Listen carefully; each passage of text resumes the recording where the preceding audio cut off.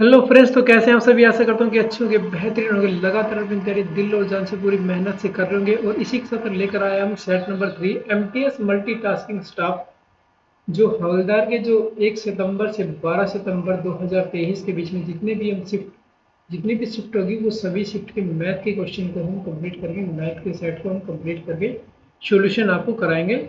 और इसी के साथ आज हमारा सेट नंबर 3 है। और बाकी सभी सेट्स को देखने के लिए दिया हुआ है टेलीग्राम लिंक, दिया हुआ है डिस्क्रिप्शन में, उसको ज्वाइन कर ले। और सभी क्लासों का लिंक आपको डिस्क्रिप्शन में मिल जाएगा। कृपया करके इन सभी क्लासों को देखें और अपनी तैयारी को और बेहतर बनाएं। और बचे हुए जितने भी एग्जाम है एमटीएस के, जो हवलदार के जो एग्जाम बचे हुए हैं 2-3 दिन, जितनी भी शिफ्ट होने वाली है, उन सभी शिफ्ट में काफ़ी हेल्पफुल साबित होगा आपको ये सभी जो मैथ के जो पीछे के आए हुए हैं। क्योंकि एसएससी में रिपीट होते हैं क्वेश्चन, जो सेट होते हैं वो रिपीट होते हैं। तो जब हम पीछे के सभी सेट्स के मैथ के क्वेश्चन को लगा लेंगे तो आगामी परीक्षा में के लिए हमारे लिए काफ़ी इजी और काफ़ी हेल्पफुल होगा। और आइए चलते क्लास की ओर। क्वेश्चन नंबर 1, यदि 8,000 की राशि को 2 वर्ष के लिए 15% वार्षिक की दर से संयोजित चक्रवृद्धि ब्याज ज्ञात करना है, वो क्या होगा। तो देख लेते हैं कि 15% को जब फ्रैक्शन में करेंगे हम, तो 5×3 = 15, 5×2 = 10, 20 से वैल्यू कितनी हो जाएगी, 23 हो जाएगी। 20 से वैल्यू 23 हो जाएगी, क्योंकि रेशियो में 2 बार इसलिए जाएगा क्योंकि यहाँ पर समय 2 साल दिया हुआ है। और जब 20 और 20 की मल्टीप्लाई करेंगे तो 400 आ जाएगा, और 23 की मल्टीप्लाई करेंगे तो 529 आएगा। अब ये हमारा प्रिंसिपल होता है, ये हमारा अमाउंट होता है। इन दोनों का जो डिफरेंस होता है वो होता है सीआई, कंपाउंड इंटरेस्ट, जो हमें निकालना है। प्रिंसिपल हमें 8,000 दिया हुआ है, किंतु हमारा जो आया वो 400 आया। हमें क्या निकालना है, इन दोनों का डिफरेंस निकालना है, मतलब 129 की वैल्यू हमें ज्ञात करनी है। 4×2 = 8, और जब 20 को 129 से मल्टीप्लाई करेंगे तो 9×2 = 18, 9×2 = 18, 2×2 = 4, 1 5, 2×2 = 2, 1 2। तो हमारा जो रेट ऑफ इंटरेस्ट आएगा वो 2580 आएगा। इसी के साथ चलते हैं क्वेश्चन नंबर 2 कि मैनी ने 12,000 में एक एसी खरीदा और उसकी धुलाई में 400 रुपये का भुगतान कर दिया, मतलब खर्च कर दिए। फिर उसे 14,000 रुपये में बेच दिया, तो उसका लाभ प्रतिशत ज्ञात करना है। मतलब जो मैनी ने एक एसी खरीदा है, उसका जो कॉस्ट प्राइस है वो है 12,000 रुपये, प्लस में उसने 400 रुपये और खर्च कर दिए उसके सर्विस पर। टोटल कितने हो गए, 12,400 रुपये का उसका कॉस्ट प्राइस हो गया, मतलब 400 रुपये में पड़ा है, 12,400 में टोटल। अब क्या कह रहा है कि उसने उसको 14,000 रुपये में बेच दिया। कितने परसेंट का प्रॉफिट हो गया, 1,600, मतलब 1,600 रुपये का उसका प्रॉफिट हो गया। ये प्रॉफिट कितने पर हुआ है, तो 12,400 पर ये प्रॉफिट हुआ है। तो हमें क्या परसेंटेज के लिए 100 लगा देंगे। और जब 4 चौक 16, 4 × 12, 4 एकम 4, 0, 400 अपन 31 जब हम करेंगे तो हमारे पास आएगा 3 एकम 3, तो 12.90% आएगा। Option number A correct answer होगा। इसी के साथ चलते हैं नेक्स्ट क्वेश्चन की ओर। क्वेश्चन नंबर 3 कि प्रतिदिन 12 घंटे कार्य करते हुए राज एक कार्य को 12 दिन में पूरा कर सकता है, तो उसे प्रतिदिन कितने घंटे कार्य करना होगा ताकि वह उसी कार्य को 9 दिन में पूरा कर सके। कह रहे कि प्रतिदिन 12 घंटे कार्य करते हुए राज एक कार्य को 12 दिन में पूरा करता है, मतलब 12 दिन में कार्य करता है, 12 घंटे कार्य करता है, तो टोटल 144 कार्य हो जाएगा। तो कह रहे कि प्रतिदिन कितने घंटे कार्य करे कि उस कार्य को 9 दिन में पूरा करे, मतलब टोटल कार्य 144 है, उसको 9 दिन में पूरा करना है। तो 9 एकम 9 और 5, 9 6 54, तो 16 घंटे उसको प्रतिदिन कार्य करना होगा 9 दिन में कार्य को समाप्त करने के लिए। चलते हैं क्वेश्चन नंबर 4 की तरफ। निम्न संख्याओं में समुच्चय का एचसीएफ निकालना है। जो हमें ये संख्या दी हुई है, इनका एचसीएफ निकालना है, महत्तम समावर्तक निकालना है। तो ये देखते हैं कि जब 30 का हम निकालेंगे तो 2 15 और 3 5 15। तो जब 45 का एचसीएफ हम निकालेंगे 3 से करेंगे तो 3 एकम 3, 5 15, 3 5 15। और 150 का एलसीएम जब हम निकालेंगे तो हमारा कितना आएगा, 3 5 15, 5 ढाई 50 और 5 एकम 5 2। अब हमें क्या देखना है कि इन सभी में कॉमन कौन सी वैल्यू है। तो पहले में क्या है, 2 × 3 × 5, दूसरे में 3 × 3 × 5, और तीसरे में 2 × 3 × 5 × 5। तो सभी में कॉमन 2 कॉमन है, इसमें 2 नहीं है, इसमें 2 है, तो 2 कॉमन नहीं है। इसमें भी 3 है, इसमें भी 3 है, इसमें भी 3 है, तो 3 हमारा एक 3 हो जाएगा। अब 3 इसमें कॉमन है, इसमें भी है, इसमें भी है, इसमें भी है, तो 3 कॉमन है। 5 इसमें देख लेते हैं, 5 इसमें भी कॉमन है, इसमें भी कॉमन है, इसमें भी कॉमन है, तो गुना 5 कर देते हैं। 5 3 15 हमारे क्या हो जाएगा, HCF हो जाएगा। 120 में से 36 अंक प्राप्त किए, लेकिन बाद में उसके शिक्षक ने 6 अंकों की वृद्धि कर दी, तो उसके प्रतिशत में कितने प्रतिशत की वृद्धि हुई है ये हमें बताना है। कि टोटल अंक जो 120 है और उसे 36 अंक प्राप्त हुए, तो कितने प्रतिशत अंक प्राप्त हुए। तो जब इसको कट करेंगे तो 6 0 12 12 3 36 30% अंक उसे प्राप्त हुए। अब क्या कह रहा है, लेकिन बाद में 6% 6 अंकों की वृद्धि कर दी, मतलब पहले 36 था, अब 6 की वृद्धि कर दी तो 42 हो गया टोटल उसके अंक 120 में से। तो हमें क्या ज्ञात करना है, उसकी बढ़ोतरी ज्ञात करनी है, कितने प्रतिशत की वृद्धि हुई है। तो 6 दूनी 12 और 2 दूनी 4, 2 एकम 2, तो इसमें 6 की वृद्धि, 6 3 18 और 6 पंजे 30, 6 पंजे 30। तो पहले कितने था, पहले उसका था 30%, अब कितना होगा 35%, तो वृद्धि कितनी होगी 5% की और वृद्धि हो गई। Option number A, option number 4 correct answer होगा।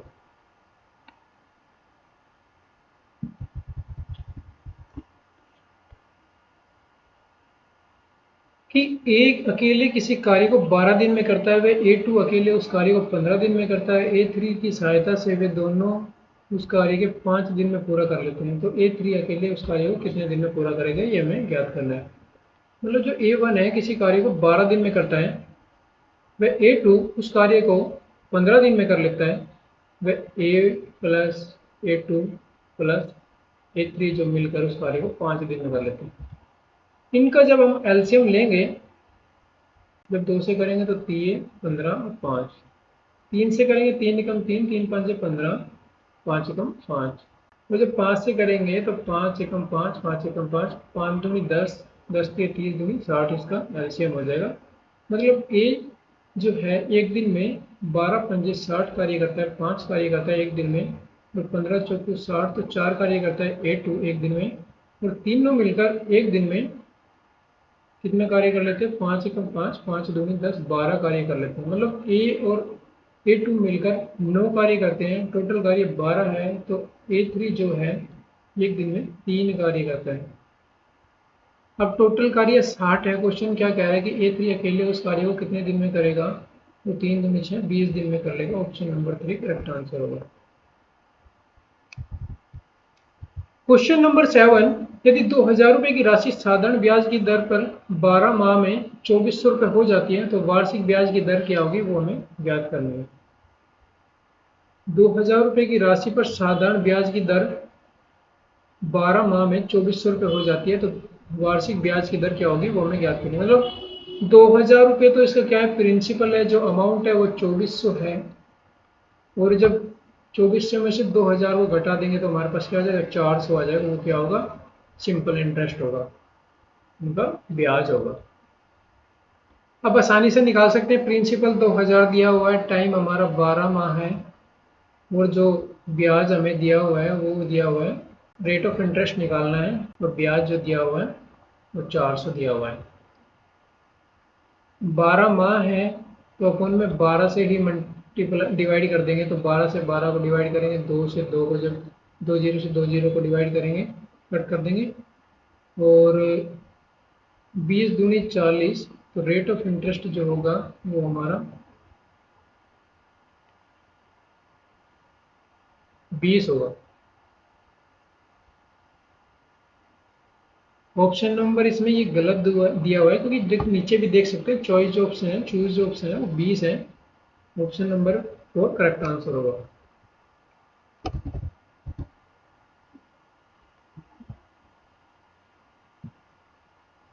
क्वेश्चन नंबर 8, कि 1/2 ऑफ 16/5 जमा में 1/8 ऑफ 24/9 इंटू 18/12 माइनस है 5/8 का मान क्या होगा, ये हमें ज्ञात करना है। जब हम इसको सोल्व करते हैं तो 2 8 16, तो हमारे पास 5/8/5 आ जाएगा, प्लस में जब 8 8 3 24, अपॉन में 9, तो हमारे पास आ जाएगा 1/3। और जब इसको सोल्व करेंगे गुणा में 18/12 करेंगे तो माइनस में 5/8 करेंगे, तो ये आ जाएगा 3 6 18, 6 दूनी 12, तो 8/5 प्लस में 1/2 माइनस में 5/8 हो जाएगा। जब इसको सोल्व करेंगे तो हमारा क्या हो जाएगा, 5 दूनी 10, एलसीएम आ जाएगा 5 दूनी 10, 8 दूनी 16, प्लस में 5 एकम 5 हो जाएगा, तो 21/10 हो जाएगा, माइनस में 5/8 करेंगे तो इनका एलसीएम जब हम लेंगे तो 8 और 10 का जब एलसीएम हम लेंगे तो एलसीएम कितना आएगा, 4 5, जब 2 से करेंगे तो 2 दूनी 4, 5 आ जाएगा, तो फिर इसके बाद 5 दूनी 10 दूनी 20 और 40 हमारा एलसीएम हो जाएगा। 10 चौक 40, 4 एकम 4, 4 दूनी 8, माइनस में 8 पंजे 40, तो 5 5 25 हो जाएगा। जब 84 में से हम 25 को माइनस करेंगे तो हमारे पास कितना आ जाएगा, 9, और 7 में से 2 घटाएंगे तो हमारे पास 5 हो जाएगा, 5 59/40, ऑप्शन नंबर 2 करेक्ट आंसर होगा। आइए चलते हैं नेक्स्ट क्वेश्चन की ओर। एक कार्य दिवस में एक बच्चे द्वारा विभिन्न गतिविधियों पर बिताए गए घंटों की संख्या को तालिका में दर्शाया गया है। तो एक्टिविटी गतिविधियां जो है खेल की वो हमें ज्ञात करनी है। उसने सोने में कितना प्रतिशत समय बिताया वो हमें ज्ञात करना है। मतलब जो टोटल जो है वो समय हमारा है वो 24 आवर है, और जो सोने में जो स्लीप में जो समय बताया है वो 8 है, तो इसका प्रतिशत हम जो निकालेंगे 8 3 24, तो 3 3 9, 3 3 9, 33.33% आ जाएगा, ऑप्शन नंबर 2 करेक्ट आंसर होगा। चलते हैं नेक्स्ट क्वेश्चन की ओर। एक दुकानदार अपने माल पर 20% का लाभ अर्जित करता है, तो चोरी के दौरान वह अपना 20% माल गवा देता है, तो उसका लाभ या हानि प्रतिशत याद करना है। मतलब एक दुकानदार है जो किसी वस्तु को 100 रुपये में खरीदता है और 20% लाभ अर्जित करता है, बेच देता है 120 में, तो 20% 120 का जब 20% वो गवा देता है तो कितना होगा वो हमें याद करना है। बार 2 में 24 गवा देता है वो, तो मतलब उसने कमाया था 20, गवा दिया 24, तो 4 का कर दिया लॉस। तो जब इस माइनस कर देंगे 100 में से, मतलब सीपी में से 4 माइनस कर देंगे तो 96 आ जाएगा। मतलब कोई माल उसने खरीदा 100 का और बेचा मान लेते हैं उसने 96 का, तो 4% का क्या होगा, लॉस हो जाएगा। 13 सेंटीमीटर लंबाई और 11 सेंटीमीटर चौड़ाई और 20 सेंटीमीटर ऊंचाई गई घनाभ के लंबे लंबे विकर्ण की लंबाई क्या होगी वो हमें याद करनी है। कह रहे कि 13 सेंटीमीटर, 11 सेंटीमीटर और 20 सेंटीमीटर चौड़ा एक घनाभ है, कुछ इस तरह का एक घनाभ है। अब क्या कह रहा है कि जो उसकी लेंथ है वो 13 सेंटीमीटर है, जो उसकी हाइट है वो 20 है सेंटीमीटर में, और जो उसकी चौड़ाई है वो हमारे पास 11 सेंटीमीटर दी हुई है। अब क्वेश्चन क्या कह रहा है कि उसके घनाभ में सबसे लंबे विकर्ण की लंबाई हमें ज्ञात करनी है। तो विकर्ण निकालने के लिए जब डायगोनल हम निकालते हैं तो फॉर्मूला होता है √13 का स्क्वायर प्लस में 20 का स्क्वायर प्लस में 169 आ जाएगा, ये 400 हो जाएगा, और ये हमारा 121 आएगा। जब इसको ऐड करेंगे तो 0 2 और 6 8 हो जाएगा, और जब इसको ऐड करेंगे 9 हो जाएगा, सॉरी एक हासिल भी आ जाएगी, 1 और 1 2 और 4 6 हो जाएगा, अंडर रूट 690 हो जाएगा। और जब इसका अंडर रूट हटेगा तो हमारे पास वैल्यू आ जाएगी 26.27, option number A correct answer होगा। क्वेश्चन नंबर 12, ए और बी का जो रेशो है 3:2 है, बी और सी का 7:5 है, और सी और डी का 10 और 3 रेशो है, तो ए और डी निम्न में से कितने के बराबर है, तो ये हमें ज्ञात करना है। मतलब ए बी सी और डी 4 वैल्यू दी हुई है जिनका जो रेशो है बी और ए और बी का जो रेशो है वो हमें दिया हुआ है 3:2, और बी और सी का 7:5, सी और डी का 10:3। इसके साथ वाली वैल्यू को इधर पुट कर देंगे, इसके साथ वाली वैल्यू को इधर, तो 2 यहाँ पर आ जाएगा, यहाँ पर भी 2 आ जाएगा। 7 के पर 7 को पुट कर देंगे और 10 के साथ वाले में 10 10 पुट कर देंगे। जब इसको सोल्व करेंगे हम तो हमारे पास आएगा 7 दूनी 14, 7 के 21, 210 है, और 7 दूनी 14, 140 है, 5 दूनी 10, 100, और 5 दूनी 10, 150, 5 के 15, 5 के 15 दूनी 30, सॉरी 30 आएगा। अब क्वेश्चन क्या कह रहा है कि 0 से 0 जब हम कट कर देंगे इन सभी की, तो ए और डी कितने के बराबर है वो हमें ज्ञात करना है। मतलब ए की वैल्यू 21 है और डी की वैल्यू 3 है, तो 3 को जब कट करेंगे 7 से तो 1:7:1 आ जाएगा। Option number 1 correct answer. Mahesh, Suresh और राजू मिलकर एक कार्य को 18 दिन में करते हैं, और महेश और सुरेश मिलकर उसी कार्य को 72 दिन में पूरा करते हैं, तो राजू अकेले कार्य कितने दिन में करेगा ये हमें बताना है। महेश प्लस सुरेश प्लस राजू मिलकर एक कार्य को 18 दिन में करते हैं और महेश प्लस सुरेश मिलकर उस कार्य को 72 दिन में करते हैं। इन दोनों का जब हम एलसीएम लेंगे, 18 और 72 का जब एलसीएम लेंगे तो हमारे पास आएगा 9, 2 3 6, 6 दूनी 12, और जब 3 से करेंगे फिर दोबारा 3 से करेंगे, 3 एकम 3, 3 चौके 12, और 2 एकम 2, 2 दूनी 4, 4 से कर देते हैं 1,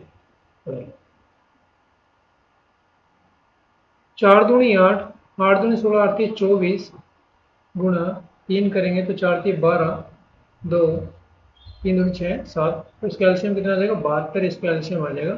एम एस तथा आर तीनों मिलकर किसी कार्य को 72 कार्य को कितने दिन में करेंगे, तीनों की एफिशिएंसी हमारे पास क्या आ जाएगी 18 चौकू 72, मतलब तीनों मिलकर 4 कार्य करते हैं, एक दिन में 4 कार्य करते हैं, और 72 मतलब एम और एस, महेश और सुरेश मिलकर एक कार्य करते हैं।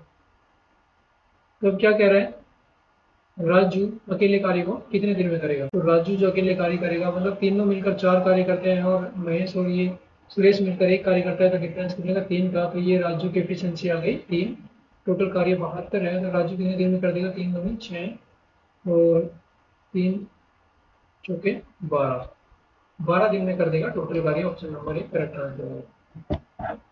क्वेश्चन नंबर 14, एक कार 20 घंटे में 288 किलोमीटर की दूरी तय करती है। यदि वह समय के 1/5 भाग में आधी यात्रा कर लेती है, जो समय जो दे रखा है 20 घंटे दे रखा है, उसका 1/5 भाग में आधी यात्रा तय कर लेती है, तो बचे हुए समय में शेष दूरी को तय करने के लिए चाल ज्ञात करें। टोटल डिस्टेंस जो है 288 है, और जो टोटल टाइम है 20 घंटे है। अब इसके 1/5 भाग को, समय के 1/5 भाग को 5 के 20, मतलब 4 घंटे में इसके आधी यात्रा को तय कर लेती है। टोटल डिस्टेंस को तो कितनी कर लेती है, 144 कर लेती है। अब हमारे पास टोटल जो समय बचा है, सी जो समय बचा है वो 16 घंटे बचे हैं, और डिस्टेंस कितना बचा है 144 बचा है।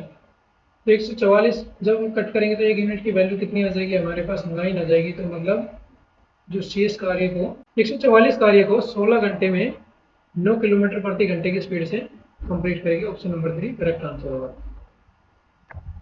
क्वेश्चन नंबर 15, 37 और 41 का एलसीएम क्या होगा ये हमें ज्ञात करना है। 37 और 41 का जब एलसीएम निकालते हैं तो क्या होगा, 7 एकम 7, और जब इसकी मल्टीप्लाई करते हैं हम, क्योंकि ये कटना तो है ही नहीं, ये अपनी ही वैल्यू पे जाएगा, मतलब 41 पे ही जाएगा और 37 पे जाएगा। जब इनकी मल्टीप्लाई करेंगे तो हमारे पास 15 17 आएगा। ऑप्शन नंबर 1 करेक्ट आंसर होगा। क्वेश्चन नंबर 16 कि 1800 रुपए को ए और बी के बीच में 2:3 के अनुपात में बांटा जाता है, तो ए का हिस्सा क्या होगा ये हमें ज्ञात करना है। मतलब 1800 रुपए की राशि है, ए और बी में विभाजित करना है, मतलब टोटल 5 है, दोनों यूनिट को मिलाएं तो 5 है, और ए का हिस्सा क्या होगा वो हमें ज्ञात करना है, मतलब 2 यूनिट की वैल्यू हमें बतानी है। तो 5 दिए 15, 5 30, 360 गुणा में 2 करेंगे 36 दूनी 72, तो ए का जो हिस्सा आ जाएगा वो 720 आएगा। Option number 3।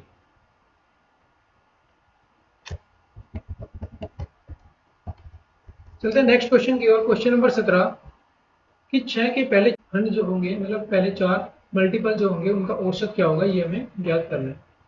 पहला 6 आ गया, दूसरा क्या हो जाएगा 12 हो जाएगा, तीसरा क्या हो जाएगा 18 हो जाएगा, चौथा क्या हो जाएगा 24 हो जाएगा। जब इनको मल्टीप्लाई करेंगे और 4 से डिवाइड कर देंगे तो हमारा औसत आ जाएगा। 6 और 12 को जब करेंगे 18 और 18 18 36 हो जाएगा। 36 प्लस 24 करेंगे तो हमारे पास 6 और 4 0, 2 और 3 5 और 6 हो जाएगा। जब 4 से डिवाइड करेंगे तो 4 एकम 4, 4 5 20, तो 15 इसका क्या हो जाएगा एवरेज आ जाएगा, औसत आ जाएगा। चलते नेक्स्ट क्वेश्चन की ओर। क्वेश्चन नंबर 18, पेन के एक बॉक्स का क्रय मूल्य 400 रुपये है, तो दुकानदार ने क्रय मूल्य पर 10% का भत्ता दिया, तो विक्रय मूल्य क्या होगा। कह रहा है कि सीपी जो है 400 है किसी पेन के बॉक्स का, और इसी पर 10% छूट दे दी, 90% की वैल्यू हमें ज्ञात करनी है। 2 जीरो से दो जीरो कट कर देंगे, 9 चौके 36, 360 इसका क्या हो जाएगा एसपी हो जाएगा, सेलिंग प्राइस हो जाएगा।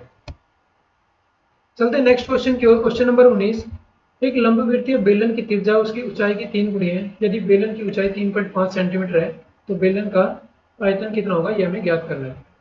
एक लंबवृत्तीय बेलन है कुछ इस प्रकार का। जो बेलन की जो त्रिज्या है ना, ये इसका 2r है, इसका जो व्यास है, और इसकी जो आधी वो जो रेडियस है, जो त्रिज्या है, वो ऊंचाई की 3 गुनी है। ऊंचाई हमारी कितनी दे रखी है 3.5 सेंटीमीटर दे रखी है, तो इसकी 3 गुनी है, तो कितनी हो जाएगी 3 3 9, तो 10.5 हो जाएगी रेडियस। तो बेलन का आयतन क्या होगा वो हमें ज्ञात करना है। बेलन का आयतन होता है पाई आर स्क्वायर एच होता है 22/7 गुना आर हमें कितनी देर के 10.5 इंटू 10.5 इंटू एच कितना है, हाइट कितनी है हमारी, हाइट है हमारी 3.5। जब इसको सोल्व करेंगे हम तो पॉइंट हटाएंगे, जीरो नीचे आ जाएगा, इसका पॉइंट 2 जीरो नीचे, इसका पॉइंट 1 जीरो नीचे। 5 दूनी 10, 5 दूनी 10, 5 एकम 5, 5 दूनी 10, 2 1, 5 दूनी 10, 5 7 35। 7 से 7 कैंसिल कर देंगे, 2 से ये जाएगा 11 पे। जब इसको 21 और 21 की मल्टीप्लाई करते हैं तो 441 हो जाएगा, गुना में 11 करेंगे और अपॉन में 4 है।